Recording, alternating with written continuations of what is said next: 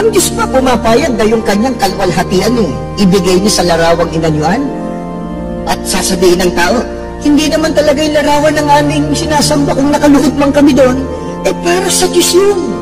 Ito sabi ng Diyos, ang babasahin ko po, Biblia, Isaias 42, ang talata po ay 8. Pakinggan po ninyo, ako ang Panginoon, na siyang aking pangalan, at ang aking kalwalhatian ay hindi ko ibibigay sa iba, o ang akin ng kapurihan sa mga larawang inanyuan.